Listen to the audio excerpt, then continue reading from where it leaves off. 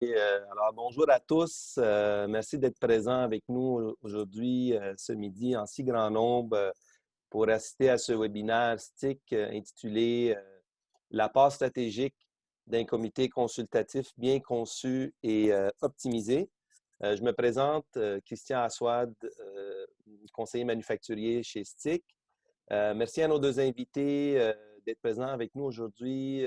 D'abord, Madame Marie-Ange Bourdon, fondatrice du Cercle Gouvernance, Diversité, Prospérité, membre de STIC, et M. Patrick Garzani, PDG de SBB, membre également, membre manufacturier de STIC.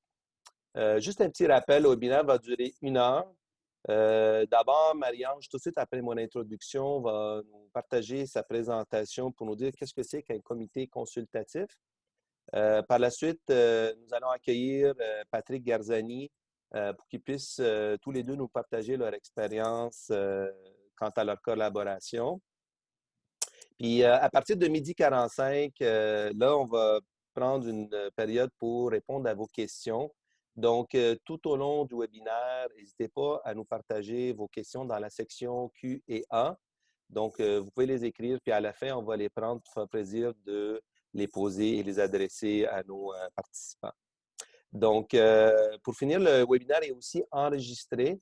Donc, dans une semaine environ, le webinaire va être disponible sur notre site Internet dans la section webinaire que vous pouvez revoir si vous désirez. Donc, sans plus tarder, je vais céder la parole à Marie-Ange Bourdon pour nous présenter qu'est-ce que c'est un comité consultatif. Marie-Ange, à toi la parole. Merci beaucoup, Christian. Alors, ça me fait grand plaisir de vous parler des comités consultatifs.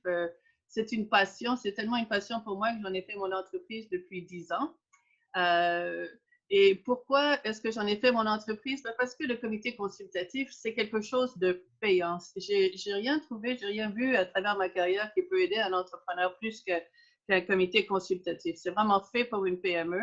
Là, c'est des chiffres d'une ancienne étude. Pendant la présentation, je vais vous montrer comment ça s'actualise et comment on peut vraiment arriver à de tels résultats.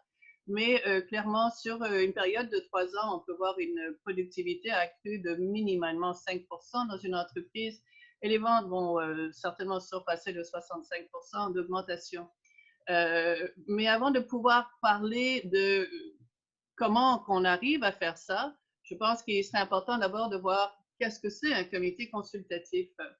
Alors, un comité consultatif, c'est un groupe de personnes indépendantes qui sont sélectionnées pour aider le chef d'entreprise à travers des réunions régulières, l'aider à voir plus clair, à éliminer ses angles morts pour qu'il puisse prendre des décisions beaucoup plus éclairées, les meilleures décisions possibles.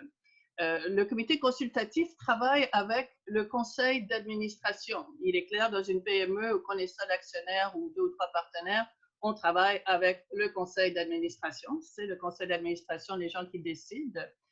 Mais dans certaines entreprises, de certaines PME, on a aussi des conseils d'administration, mais qui ne sont peut-être pas aussi stratégiques. C'était les premiers investisseurs, c'est peut-être la famille, du love money.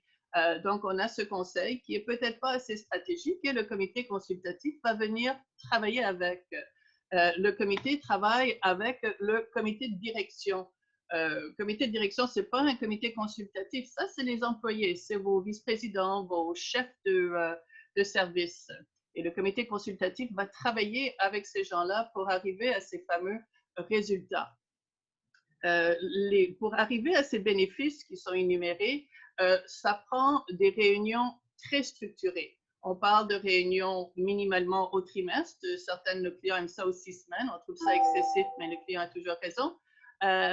Les réunions doivent nécessairement avoir un agenda et sont bien définies dans le temps. Ce n'est pas une journée au spa pour le chef d'entreprise. C'est vraiment une session de travail de 2h30, 3 heures où on va regarder l'information qui est disponible pour pouvoir permettre de faire la lumière et de prendre les meilleures décisions possibles. Le premier point, on parle de délégation améliorée. Il est clair que le chef d'entreprise, lui, n'a pas le temps d'aller recueillir toute l'information au niveau des finances, toutes les projections, tous les ratios, etc. C'est son chef de finances qui va le faire, son vice-président de finances. Si c'est le marketing, si c'est la prod, c'est ces gens-là qui vont aller chercher l'information, faire la présentation au comité, débattre des points et ensuite quitter la réunion. Le chef d'entreprise, comme ça, il peut voir son équipe sous un autre œil et avec plus de recul. Toute cette structure fait en sorte que ça oblige aussi une certaine rigueur, un certain suivi. Parce que quand notre chef de finance fait une présentation, il suggère peut-être plus de ratios ici ou d'autres choses, on lui offre des façons de faire. Il est sûr qu'à la prochaine réunion, ces choses-là devraient être mises en place ou au moins considérées ou améliorées de beaucoup. Donc, c'est le suivi, c'est la structure et le suivi qui va faire la différence dans un comité consultatif pour atteindre tous ces résultats-là. Et il y a aussi, bien entendu, on commence, le dernier point commence à toucher la conception du comité consultatif. Parce que quand on travaille fort pour arriver à certains objectifs, ça va faire de la pression sur certains de nos services, que ce soit marketing, ressources humaines, peu importe. Et on devrait avoir minimalement des gens qui vont pouvoir adresser ces sujets-là dans le comité consultatif. Donc, la façon qu'il est conçu est très important aussi. Il faut que le comité consultatif soit conçu par rapport aux objectifs de l'entreprise, ses enjeux. On a vu les forces et faiblesses, tout l'écosystème. On veut des gens autour de la table qui ne vont pas prendre 1 an et demi à apprendre c'est quoi votre business. On veut des gens qui connaissent votre business, mais qui ne sont pas en conflit d'intérêts. Ça prend une certaine doigté. Chaque comité doit être monté vraiment spécifiquement par rapport à l'endroit où notre chef d'entreprise est rendu dans son cheminement. Alors là, on a couvert à date 3 points. 1, ça doit être très structuré. 2, il doit avoir un suivi. 3, c'est la façon qu'il est conçu. Mais le comité consultatif doit vivre. Et pour vivre, on parle, il vit parce que c'est des êtres humains, clairement. Il doit évoluer. Il va évoluer avec l'entrepreneur. Dieu sait que nous, l'être humain, on chemine tous les jours. Un entrepreneur encore plus parce qu'il chemine de façon personnelle et professionnelle avec son entreprise, avec ses effectifs. Et comme on a vu dans la dernière année avec le marché complètement bouleversé, le comité, lui, doit nécessairement évoluer parce que le chef d'entreprise va être prêt à être plus challengé le plus qu'il chemine. Il va avoir besoin de gens qui vont être peut-être plus, qui vont avoir l'aplomb de venir plus le confronter avec des idées préconçues. Donc, tout ça, ça fait que le comité doit nécessairement évoluer. Donc, si on veut un comité qui va très bien réussir pour nous, on a besoin de se rendre compte qu'il doit être très structuré, qu'il doit avoir des suivis, qu'il doit être bien conçu, puis il faut se doter d'outils pour le faire évoluer, des évaluations, les termes pendant lesquels les gens vont servir, parce qu'à un moment donné, après 3, 4, 5, 6 ans, il va falloir demander aux gens peut-être de quitter, que ça va prendre de nouvelles personnes. Il faut avoir les outils, il faut avoir pensé à tout ça. Comme vous pouvez voir, je pourrais parler du comité consultatif pendant des heures et des heures. Mais là, aujourd'hui, c'est le fun. On a quelqu'un qui vit le comité consultatif. Donc, Patrick va nous parler un peu plus de ça. Alors, je vais passer la parole à Christian qui va pouvoir modérer la restante de la réunion. Merci beaucoup, Marie-Ange, pour cette belle présentation. Bonjour, Patrick. Merci d'être présent avec nous aujourd'hui. Je vais tout de suite commencer le vif du sujet. Présentons avant ton entreprise en quelques mots, s'il te plaît. Bonjour, Christian. Donc, SBB, pour faire simple, SBB est un fabricant de structures industrielles en aluminium. Donc, on existe depuis 1973, puis vous vous imaginez bien que depuis 1973, c'est sûr que l'entreprise a connu beaucoup de différents cycles en fait dans sa vie. Alors, moi, je suis rentré dans l'entreprise en fait en 2006. Et voilà, ça ressemble un petit peu à ça au niveau de SBB. Parfait. Puis, partage-nous ton expérience. Comment tu as vécu ça avec le comité consultatif?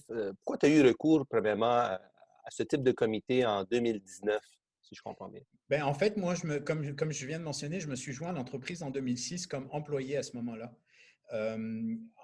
Pour faire une histoire courte, en 2018, fin 2018, j'ai fini par racheter l'entreprise. Donc, je suis aujourd'hui propriétaire unique de l'entreprise. Et je te dirais que le rachat de l'entreprise a fait suite à plusieurs années de difficultés financières. Donc, quand j'ai repris l'entreprise, on était vraiment ce qu'on peut considérer une entreprise en phase de redressement. Il fallait absolument trouver le moyen de se sortir de la situation dans laquelle on était si on voulait pouvoir avoir un avenir. Donc, j'ai décidé à ce moment-là, moi, que tout seul, ça allait être un petit peu difficile de faire ça.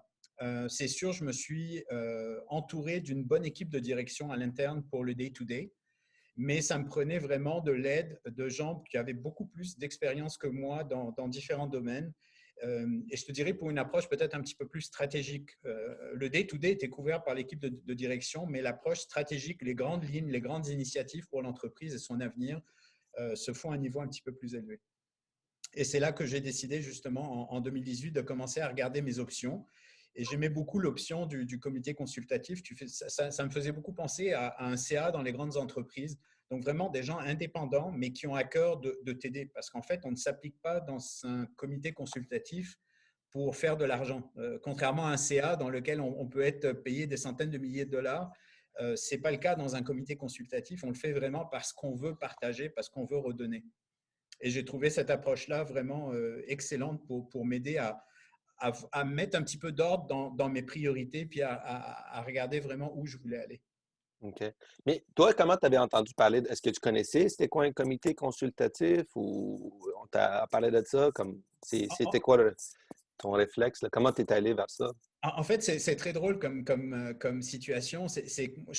Moi, ça m'intéressait. En fait, je connaissais le concept de comité consultatif, mais j'avais contacté Marie-Ange à l'époque. En fait, Marie-Ange m'avait contacté pour me demander de participer à un comité consultatif pour une autre entreprise. Et en OK. parlant avec Marie-Ange, j'ai réalisé, attends un instant, en fait, je pourrais avoir besoin de tes services. Moi, j'aurais besoin d'un comité consultatif. Ton timing est parfait parce que justement, je venais de reprendre une nouvelle entreprise et que je me demandais où aller avec ça. Donc, c'est un petit peu comme ça. C'est un hasard de la vie qui a fait que j'ai embarqué dans l'aventure. OK. Donc, toi, tu étais comme membre d'un comité, puis en même temps, tu as demandé qu'ils viennent Moi, t'aider. oui, 4 ans avant de racheter mon entreprise, j'étais déjà impliqué sur un comité consultatif ailleurs pour une petite PME OK. à laquelle je contribuais. Puis pour moi, ça n'allait pas plus loin. Puis quand moi, je me suis retrouvé dans le rôle de chef d'entreprise, écoute, je me suis dit que ça pouvait être une bonne idée, mais je t'avoue que je ne savais pas par où commencer. Tu sais, tu commences à penser, tu te dis qui je vais avoir sur mon comité. C'est bien beau, mais à un moment donné, tu sais, tu fais le tour de tes connaissances, puis tu réalises que ce n'est peut-être pas les profils parfaits. Et la valeur ajoutée qu'a apporté Marie-Ange à cette discussion, c'est qu'elle est capable d'aller chercher. En fait, Marie-Ange, c'est un peu une chasseuse de tête pour les comités consultatifs. Elle est capable d'aller chercher le profil dont tu as vraiment besoin pour t'accompagner. Et moi, à ce moment-là, ce que je voulais, c'était vraiment des gens qui m'accompagnent dans toutes les sphères de l'entreprise. Parce que, comme je te dis, je reprenais une entreprise, on était en phase de redressement, donc il fallait adresser autant des problèmes d'opération, de production, de vente, de stratégie, de ressources humaines. On partait de très loin. Alors, ça me prenait une expertise dans tous ces domaines. Excellent. Marie-Ange, je me tourne vers toi. Une fois que Patrick t'a rencontré, en fait, là, puis il t'a parlé de son désir, justement, lui, il avait participé, puis là, il dit, bah, ben moi, ça me prend à moi, là. C'est comment vous avez procédé par rapport à ça? La façon qu'on procède habituellement, je vais poser des questions. Ça prend une grosse heure et quelques pour vraiment faire le tour de où est-ce que l'entrepreneur est situé, la façon qu'il voit les choses. On visite le shop, on jase, on regarde un peu l'industrie, comment elle se présente. Ensuite, je reviens avec un offre de service, on continue à travailler sur l'écosystème. Puis là, on regarde plutôt que mon point de vue, on regarde pour s'attarder vraiment sur le point de vue de quand on se fait l'auto-évaluation de l'entreprise à l'interne par Patrick et ses cadres, où est-ce qu'ils voyaient leurs forces et faiblesses eux-mêmes, pas juste ma perception. Ce qui nous permet, armé de toute cette information-là et de mon bagage, parce que j'ai été en effet chasseur de tête, j'ai été recruteur corporatif de cadre pendant de nombreuses années. Et je me sers de cette doigté et des outils d'encadrement qu'on a bâtis pour pouvoir aller chercher des gens qui comprennent le domaine de l'entrepreneur, qui comprennent le domaine de Patrick, qui empathisent avec sa situation, question de reprise, un repreneur, une situation où les finances, c'est pas exactement rose, mais tout est là, la shop est là, toutes les assises y sont. C'est donc d'aller chercher ces gens-là, les sécuriser dans le fait qu'ils ne vont pas perdre leur temps à aider des gens de grand calibre, mais ils ne vont pas perdre leur temps à aider l'entrepreneur parce que tout a été planifié. Les réunions, les comptes rendus, tout. Ils savent qu'ils vont juste grandir en apportant, en participant au comité. C'est ça. Puis, est-ce que vous avez eu des défis pour trouver les bons profils À dans le cas travers de les, Patrick? à travers les années, pour Patrick spécifiquement, oui, il y a eu une situation qui s'est présentée, c'est que on a eu une première personne qui était là, qui était un excellent apport pour le comité, mais il a eu une promotion en Chine.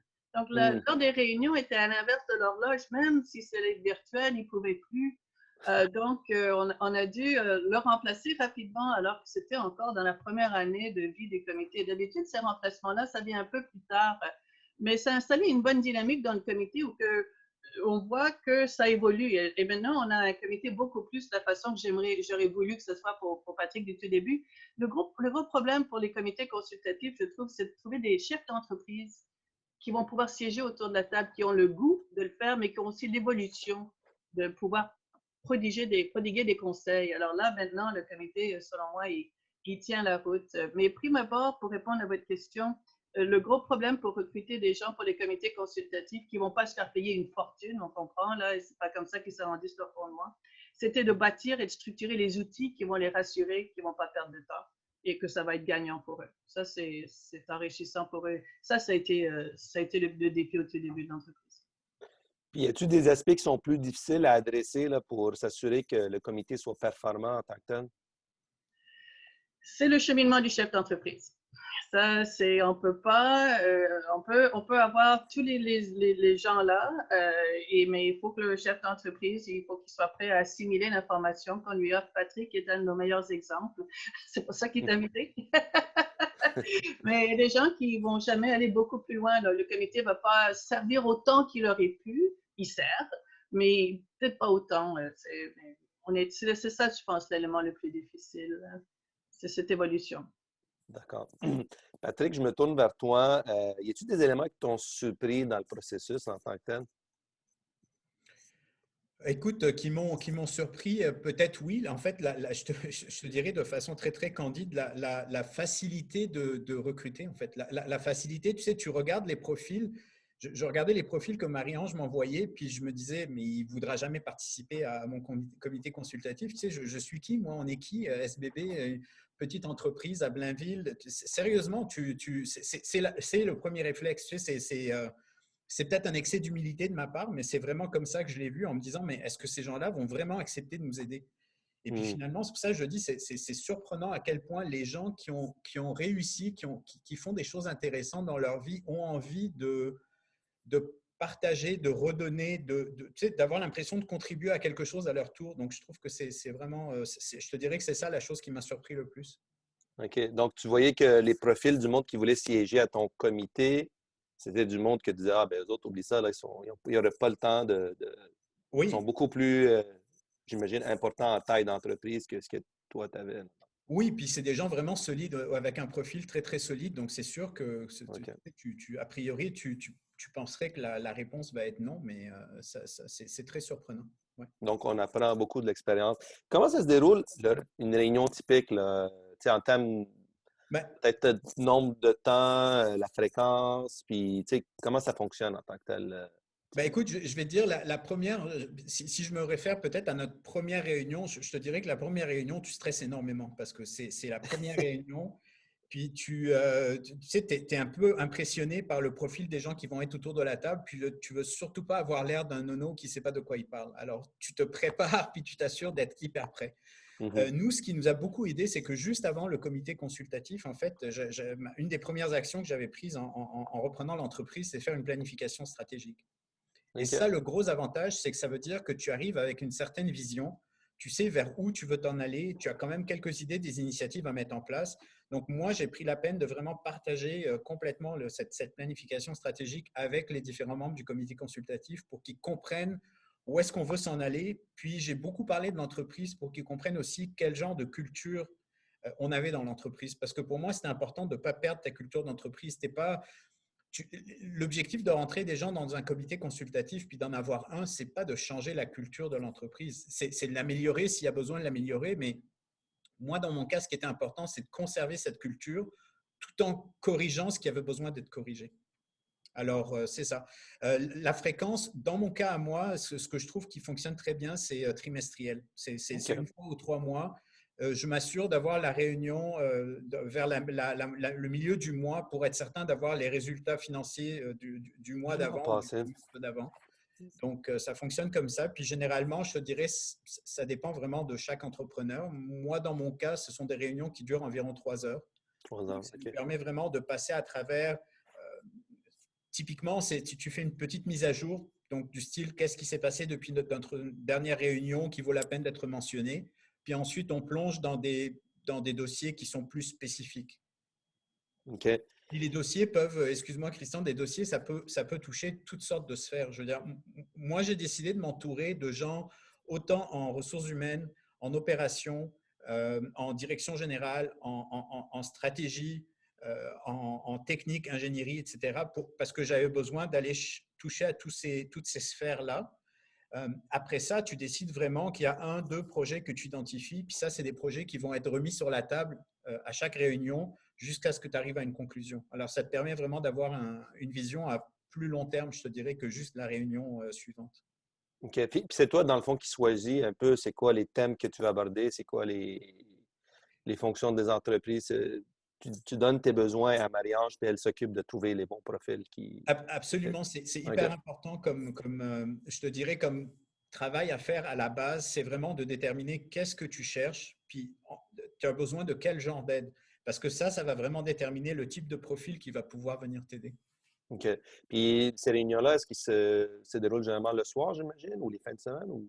Non, nous, encore une fois, ça dépend. Je suppose que dans Ah, certains OK. cas, ça peut être le cas. Moi, dans mon cas, on a fait ça, à l'époque, on pouvait encore se voir en personne. Donc, on trouvait ça plus informel de faire ça autour d'un lunch. Donc, OK. nos réunions étaient de 11 heures à 14 heures. Donc, ça convenait à tout le monde de cette façon-là. OK. Puis, c'était quoi tes défis, toi, en tant qu'entrepreneur, avec ce nouveau comité, Patrick? Écoute, j'avais pas de défi particulier spécifiquement avec le comité. Je te dirais, j'avais les défis auxquels je faisais face dans l'entreprise.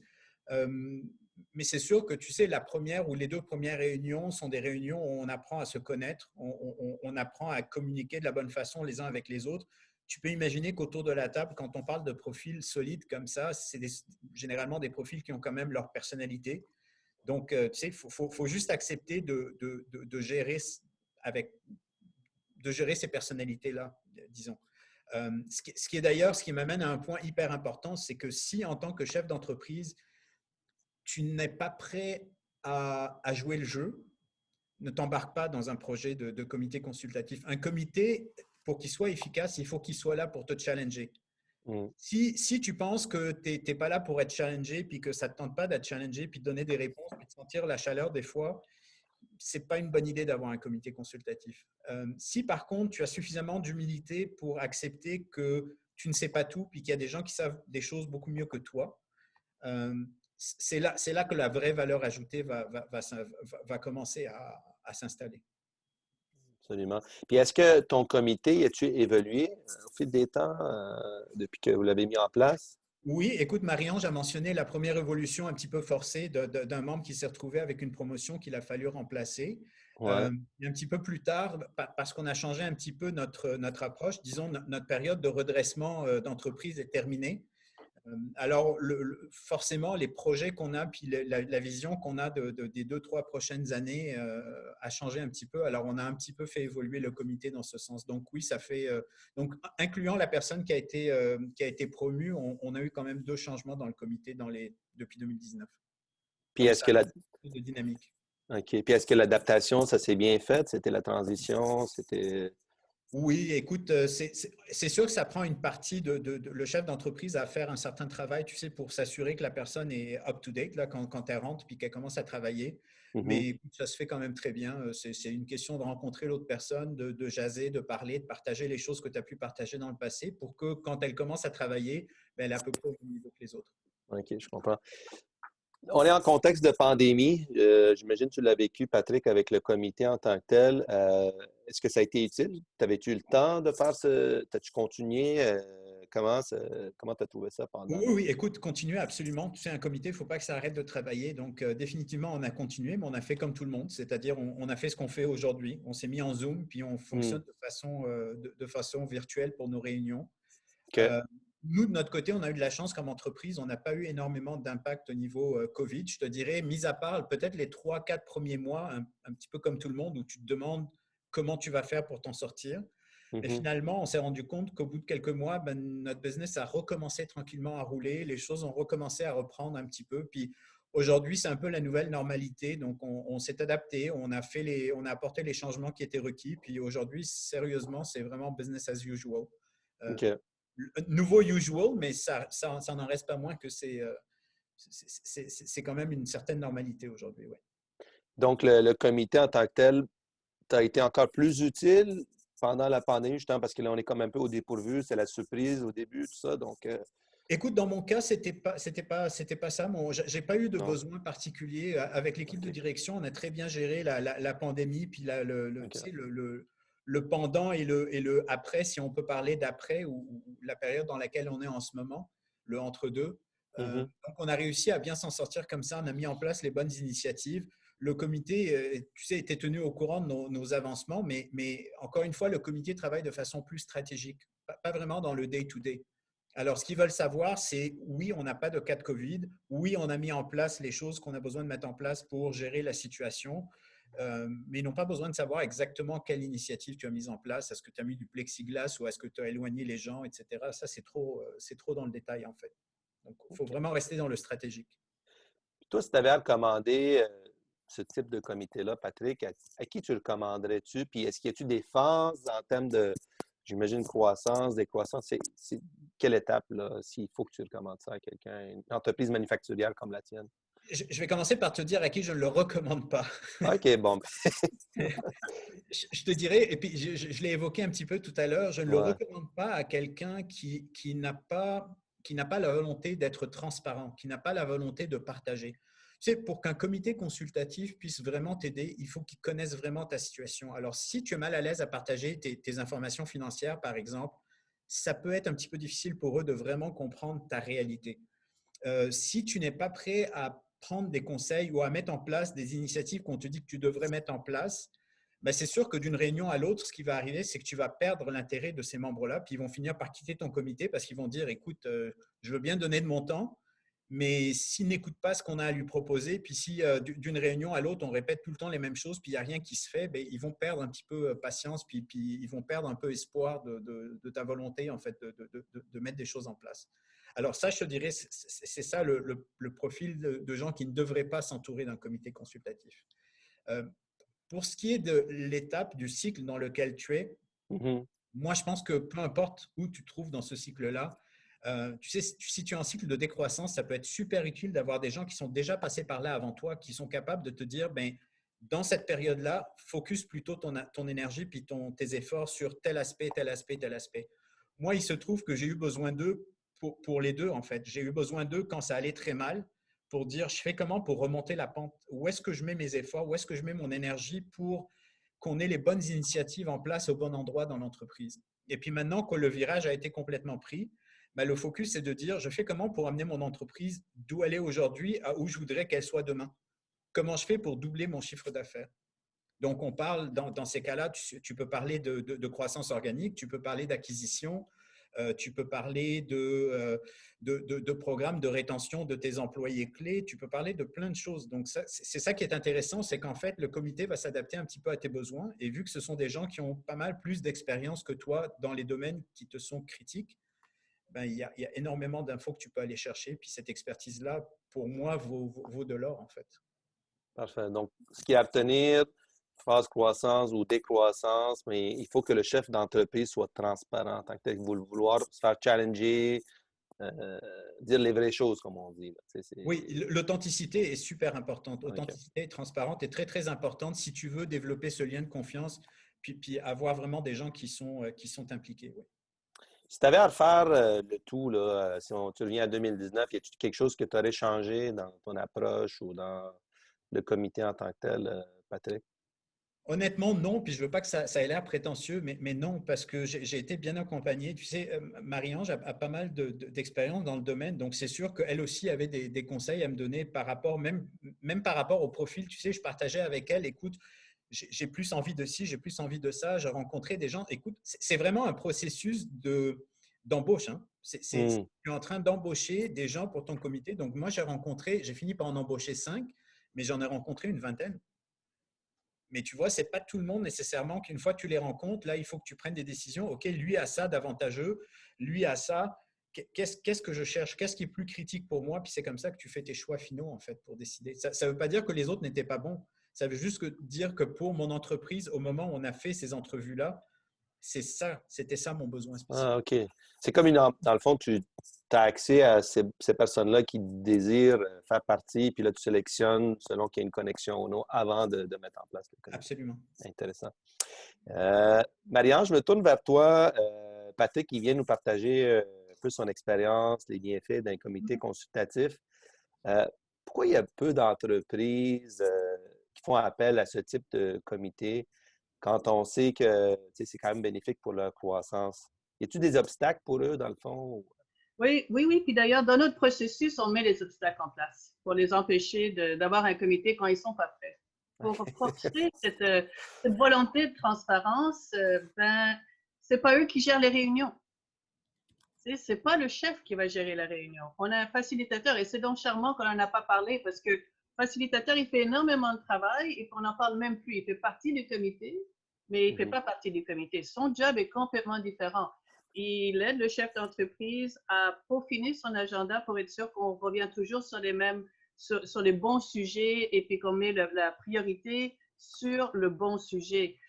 Il s'occupe des comptes rendus, il s'occupe aussi des suivis. Patrick est un de nos meilleurs chefs d'entreprise, mais il y en a qui sont plus récalcitrants, il y en a qui veulent éteindre des feux, il y en a qui veulent revenir à certaines choses qui sont plus des enjeux. Ils veulent rentrer dans leur zone de confort et nos facilitateurs doivent les extriper de ces endroits-là. Et donc, pour pouvoir avoir un comité consultatif quand on aide l'entrepreneur, non seulement on l'aide à la sélection, on regarde les candidats qu'il veut, mais on rajoute d'autres candidats pour qu'ils puissent comparer ce qui est disponible, mais aussi il doit lâcher prise sur le contrôle des réunions. Ce n'est pas lui qui va gérer les droits de parole. Il participe aux réunions, c'est sa réunion, c'est le patron, mais il participe à la réunion. C'est d'autres personnes qui s'occupent du droit de parole, d'autres personnes qui s'occupent du minutage, d'autres personnes qui s'occupent du compte rendu, et des personnes vont l'aider aussi avec le suivi. Donc, il y a ce facilitateur-là qui est là. Quand arrive le besoin d'une transition de membres, ça fait un bout de temps qu'on en pense, qu'on en parle dans les arrière-plans. Il y a un processus d'évaluation que Patrick n'a pas encore vécu qui arrive pour le comité consultatif. Tout ça, c'est fait en arrière. Il y a une mise à niveau aussi pour que la nouvelle personne qui rentre dans le comité, elle, est plus, oui, ça prend du travail de Patrick pour les nouvelles personnes qui sont rentrées. On avait déjà fait une mise à niveau en arrière. On les avait déjà validées pour plein d'intentions, mais aussi par rapport à ce qui se passait. Et donc, il rentrait avec armé quand même d'informations dans le comité. Alors ça, c'est quelque chose qui existe. Pour Patrick, qui fait partie de notre communauté de pratique, c'est le facilitateur, c'est on n'en parle pas. Mais pour un client nouveau venu, c'est comme comment ça, c'est pas moi qui gère les réunions. Si tu veux entendre et participer à la réunion, ça va être plus riche si quelqu'un d'autre le fait. Et ça, c'est la première chose. Mais c'est cette volonté d'être transparent, d'être conseillé, parce qu'on n'est pas prêt à être challengé tout de suite. Challenger, ça veut dire qu'on se fait réveiller de notre zone de confort ou qu'on est sûr, qu'on est certain. Ça, c'est dur à faire. Demander conseil, oui. Alors, on commence toujours avec un comité qui est gentil. C'est des gens qui vont donner conseil, mais au fur et à mesure que le comité évolue, puis que le chef d'entreprise se sent plus fort dans où est-ce qu'il veut aller et qui il est, et puis ses moyens, ben là, on a des gens qui vont il va y avoir des discussions pas musclées, c'est jamais musclé, c'est toujours empathique, mais il y a des gens qui vont être peut-être un peu plus fermes dans leurs propos pour que l'entrepreneur comprenne s'il y a des embûches. Alors, ça doit nécessairement évoluer et un chef d'entreprise n'est pas nécessairement prêt à ça. On est chef d'entreprise parce qu'on a une vision et puis on sait où qu'on veut aller. C'est ça l'embûche du comité consultatif. Alors, c'est quelque chose qui doit évoluer avec le chef d'entreprise. Autrement, on a des gens qui ont des comités qui sont bâtis par leur ami vice-président ou quelqu'un qu'ils ont connu à un moment donné qui a eu un comité. Et ça peut devenir à un moment donné un peu moins stimulant. Ça va devenir un peu plus complaisant avec le temps. Bien souvent, ça va être les mêmes gens qui vont se réunir année après année, après année, après année. Et donc, le cheminement est peut-être un peu moins concret pour l'entreprise et l'entrepreneur. Et si je peux me permettre de faire du pouce sur ce que Marie-Ange vient de mentionner par rapport à la modération des réunions, etc., c'est vrai que c'est un point super important. Comme entrepreneur, tu vois, je peux vraiment me concentrer sur l'essentiel et les membres du comité consultatif peuvent se concentrer sur l'essentiel qui est vraiment notre discussion et avancer dans nos projets. Parce qu'on sait qu'il y a quelqu'un qui prend des notes, puis on sait qu'il y a quelqu'un qui va nous tenir au courant, puis il y a quelqu'un qui va nous envoyer le compte-rendu après la réunion, puis il y a quelqu'un qui va nous timer puis nous dire, OK, là, ça fait 15 minutes qu'on parle de la même chose. Si vous voulez qu'on puisse finir ce qu'on a à finir, ben, il faudrait peut-être passer à autre chose. Donc, tu sais, c'est facile quand tu es passionné d'embarquer dans quelque chose, de ne pas réaliser que ça fait 40 minutes que tu en parles. Ouais. Donc, c'est toujours utile d'avoir une tierce partie comme ça qui fait un petit peu la modération de la réunion. Donc, c'est vrai que c'est aussi un très bon avantage. Absolument. Puis, peut-être, Marie-Ange, j'imagine qu'il doit y avoir des désaccords occasionnels qui arrivent là, entre le comité ou entre les personnes qui font partie du comité ou avec l'entrepreneur. C'est comment vous gérez ça en tant que tel lorsque ça arrive? Là, ça fait quoi? Ça fait 10 ans qu'on est en affaires, qu'on a des comités. Il y en a qui, souvent, qu'est-ce qui s'est passé dans les comités qui ne fonctionnent plus maintenant? Parce qu'une fois que les gens embarquent, ils restent avec nous. On a des clients depuis 2014 qui sont encore avec nous. Le chemin de l'entreprise continue, la vie est belle. Il n'y a pas eu j'ai jamais vu les gens sont sélectionnés parce qu'ils ont de l'empathie, prime abord. C'est pas des gens qui sont là pour sauver le monde. C'est pas des gens qui savent tout, parce que ces gens-là, on n'en a pas besoin. Il y a chaque entreprise qui sait déjà son affaire, c'est déjà assez, là. Alors, donc, on ne va pas chercher des gens qui sont confrontationnels ou qui sont litigieux. On ne va pas chercher ce monde-là, c'est clair, ça se voit, ces gens-là. Donc, on les évite. Par contre, le comité peut, à un moment donné, arriver à s'essouffler parce que le chef d'entreprise ne veut pas faire sa planification stratégique. Il ne veut pas arriver avec des budgets. Il veut rester dans une zone de confort, il ne veut pas évoluer. Puis, à un moment donné, grâce aux facilitateurs, ils sont choisis aussi parce qu'ils peuvent faire arriver certaines choses. C'est qu'à un moment donné, il y a c'est juste une séparation. Il n'y aura plus de réunion. Le chef d'entreprise est plus intéressé à entendre le comité toujours demander la même chose. Le comité n'est plus intéressé à toujours demander la même chose. Autrement, il y a les ententes quand tu sièges à un comité, tu ne sièges pas à un comité à vie. Tu sièges à un comité pendant 1 an, 2 ans, c'est des termes de 2 ans renouvelables 3 fois. Alors, après 6 ans, on pourrait commencer à penser que c'est peut-être vraiment le temps à peut-être quitter, peut-être que non. Souvent, les chefs d'entreprise vont vouloir garder le même monde, mais certaines personnes qui ont moins d'intérêt, qui sont plus tout à fait dans la mire, dans le milieu, ils ont des choses évoluent, ils sont remplacés par d'autres personnes. Alors, on évite plutôt que nos contrats font en sorte que les gens puissent sortir sans gêne, sans problème. On facilite tout. On fait ça parce qu'on veut partager. Tout le monde, on les appelle des membres. Patrick est un membre. C'est un client, mais c'est un membre. On est parti d'une grande volonté de partager, de faire grandir notre économie québécoise. Absolument. Puis, j'imagine qu'il y a des coûts à tout ça, Marie-Ange. Si, admettons, quelqu'un maintenant qui nous écoute ou un membre de STIC qui voudrait se partir d'un comité consultatif, c'est quoi à peu près qu'il faut qu'il pense comme budget, là? Il faut qu'il pense qu'il y aura des frais de mise en place du comité. Quand on met en place un comité pour une entreprise de 5 millions de dollars de chiffre d'affaires, c'est facile de trouver des gens qui ont passé outre le 5 millions de dollars de chiffre d'affaires. Mais quelqu'un qui veut bâtir un comité consultatif pour aller outre 20 millions de dollars de chiffre d'affaires, pas évident de trouver des gens qui ont fait ça, des fondateurs, des gens qui ont travaillé à même des PME qui ont fait ça. Il n'y en a pas des tonnes, donc ça devient plus difficile. Donc le frais au début, lui, il va bouger énormément.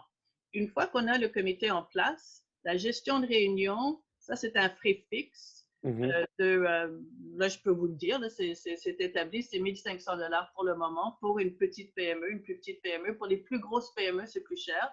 parce que les réunions ne durent pas juste 2h30 ou 3 heures, parce qu'il y a quand c'est une beaucoup plus grosse PME de 100 millions de dollars de chiffre d'affaires et plus, ils ont différentes entités à l'intérieur, il y a beaucoup d'autres choses à regarder, c'est plus profond, ça coûte encore beaucoup plus cher.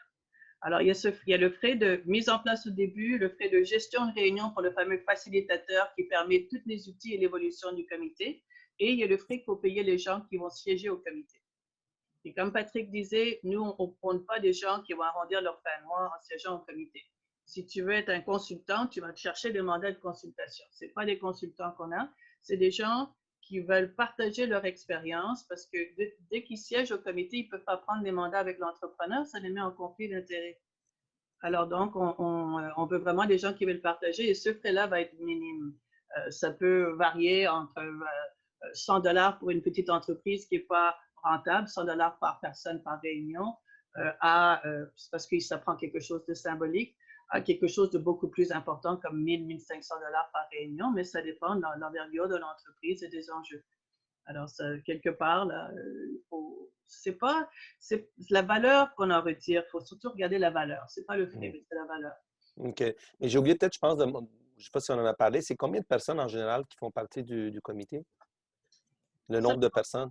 Au niveau de la base psychologique, là, on ne peut pas, les gens vont dire, oh, j'ai une petite entreprise, je vais avoir un petit comité.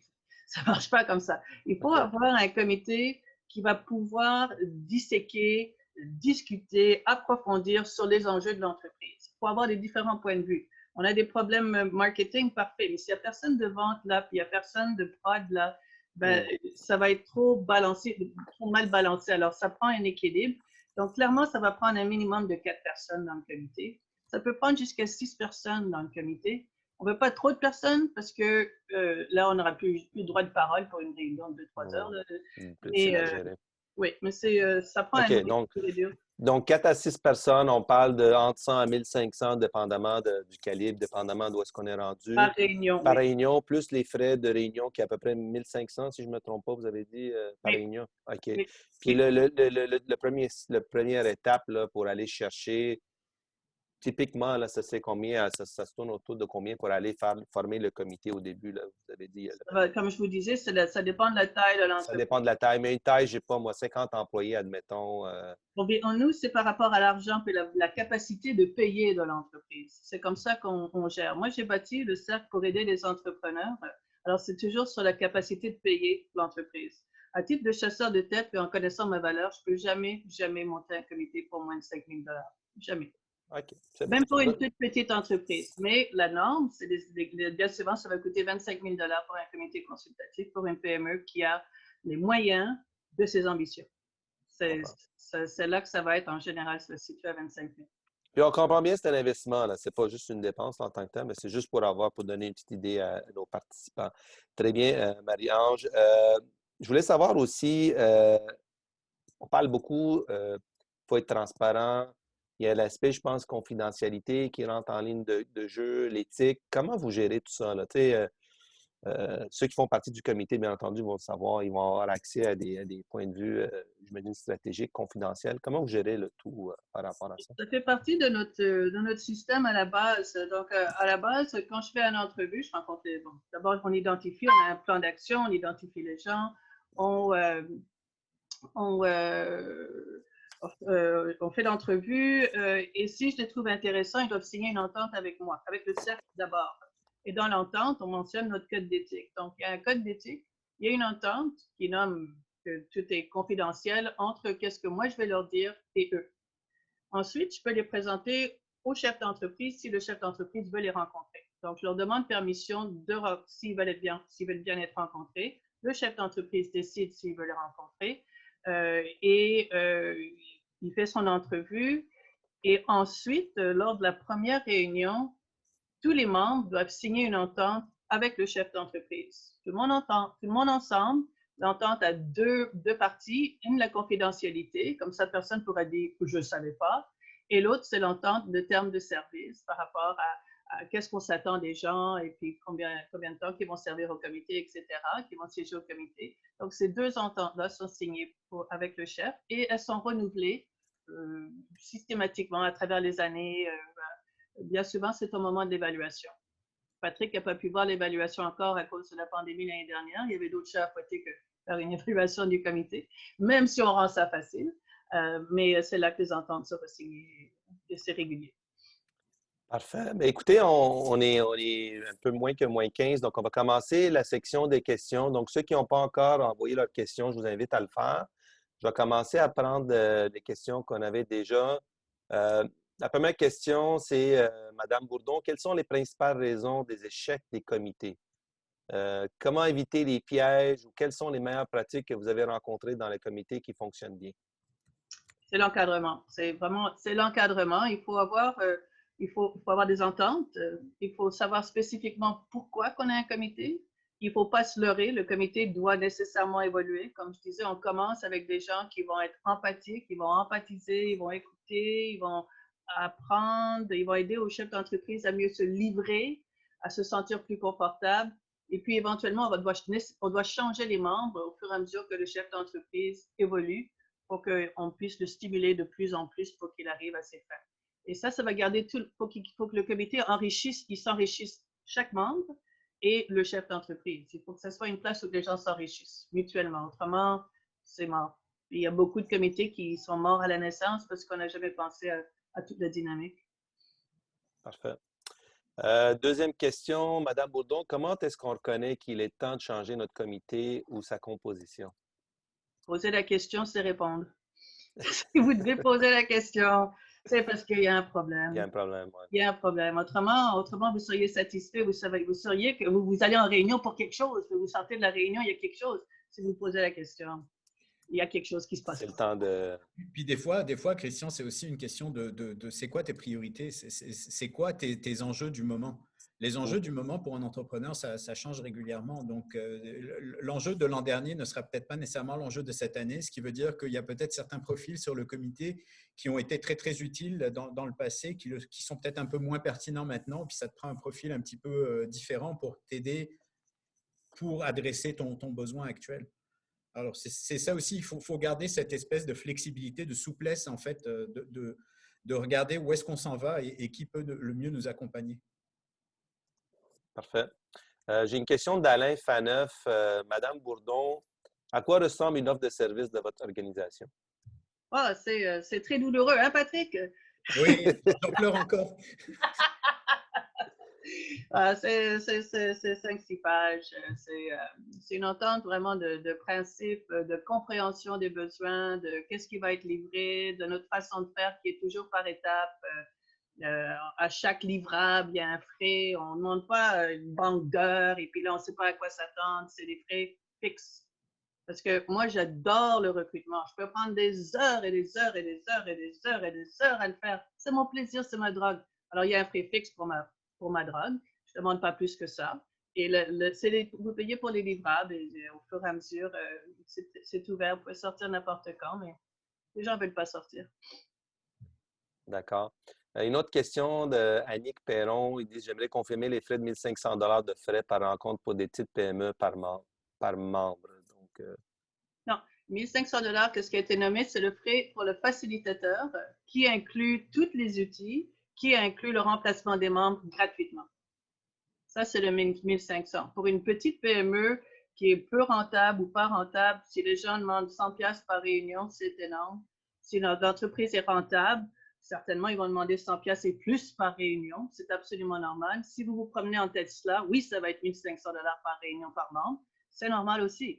Plus que l'entreprise est rentable, plus que les gens qui vont vous aider, ils ont l'habitude de fonctionner dans l'argent. Puis s'ils ne sont pas payés adéquatement, bien, c'est sûr que c'est un non-sens. Mais prime abord, les gens qui veulent le faire pour l'argent sont éliminés. On veut des gens qui vont faire ça pour aider, mais il faut les respecter ensuite. Et je reviens, je m'excuse, hein, j'interviens même si la question ne m'était pas adressée. Absolument, c'est le but, Patrick, aussi. D'utilisateur, en fait. Quelque part, ça devient aussi à l'entrepreneur de regarder est-ce qu'il y a vraiment de la valeur ajoutée ou pas. Tu sais, Marie-Ange a touché un petit peu le point tout à l'heure en disant, ben, écoute, c'est pas combien ça te coûte, c'est combien ça te rapporte. Puis c'est exactement ça.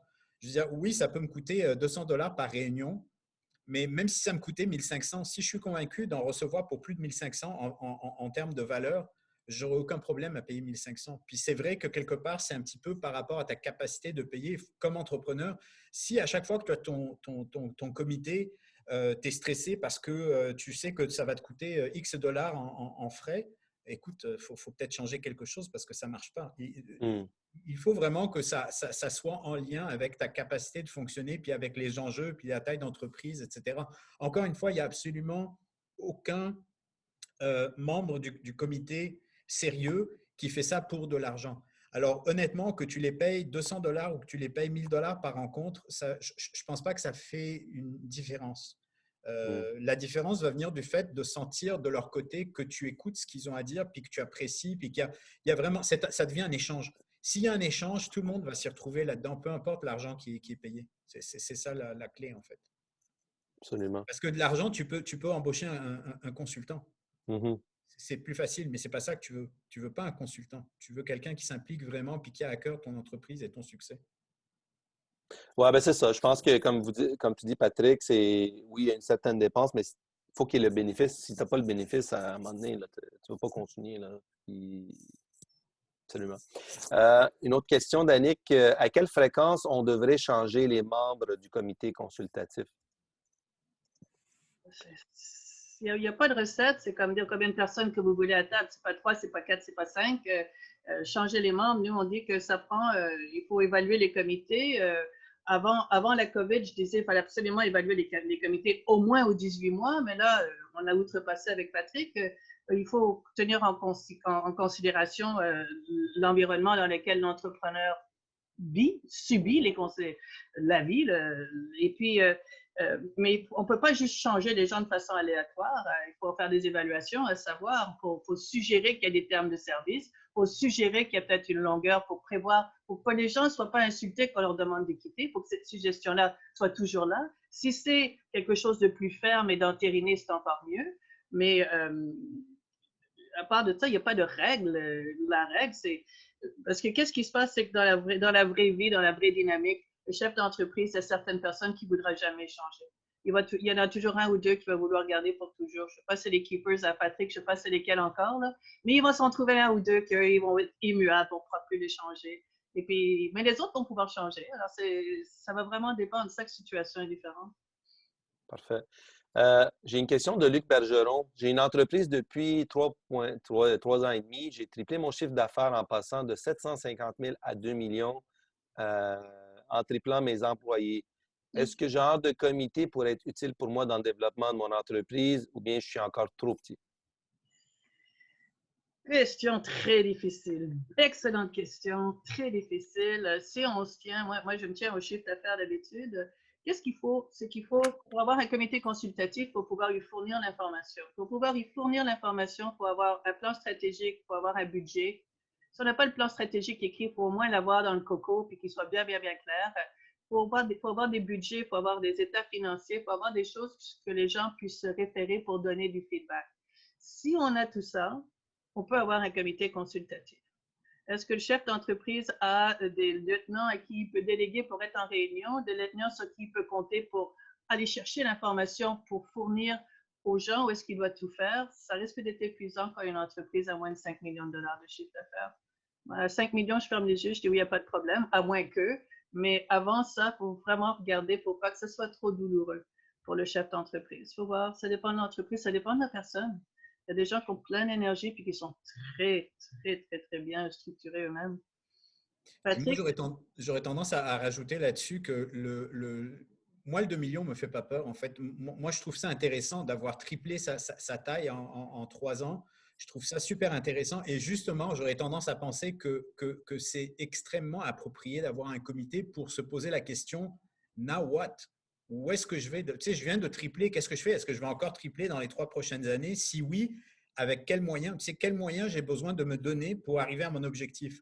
Mais la première, puis moi, ce qui nous a beaucoup aidé au début, c'est que vraiment, je venais de faire une planification stratégique. Donc, pour moi, la première étape, peu importe la taille d'entreprise, c'est de faire une planification stratégique. Pour une petite PME, une planif, ça n'a pas besoin d'être 3 semaines de travail. Une planification stratégique, ça pourrait être une question de 2 ou 3 jours, de vraiment se mettre avec son équipe de direction, de réfléchir vers où ils veulent s'en aller Et une fois que tu as ces pistes de réponse, mais c'est beaucoup plus facile ensuite de partager avec un comité consultatif, de dire voilà vers quoi on veut s'en aller.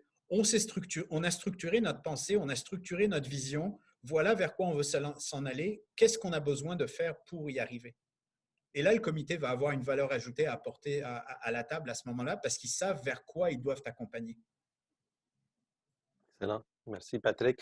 Encore quelques minutes pour d'autres questions. Serge Fraser, aux réunions, il n'y a que le dirigeant de l'entreprise ou les membres de la direction qui peuvent participer?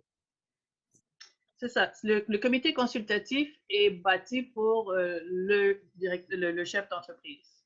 Les cadres supérieurs sont invités pour présenter et débattre leurs points. Ensuite, ils quittent. C'est à moins d'exceptions, mais ça, c'est la règle. Ce qui dégage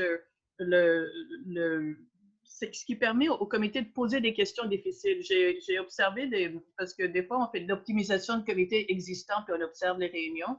Alors, quand on a pris l'habitude d'avoir des cadres aux réunions, on voit que les membres sont gênés de poser des questions qui pourraient blesser ou toucher le cadre supérieur qui est là.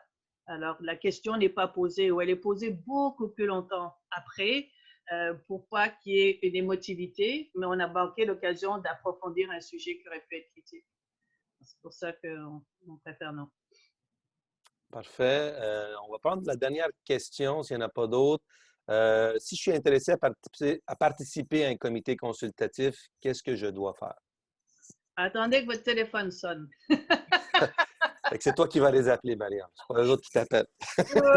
Pour faire une longue histoire courte, c'est parce qu'on veut chercher, on cherche toujours des chefs d'entreprise actifs qui veulent partager. Mais bien souvent, ce chef d'entreprise, il est comme Patrick, il est bien occupé, il est en train de faire des grosses choses, puis en plus, il veut un équilibre de vie, il veut sa famille et tout.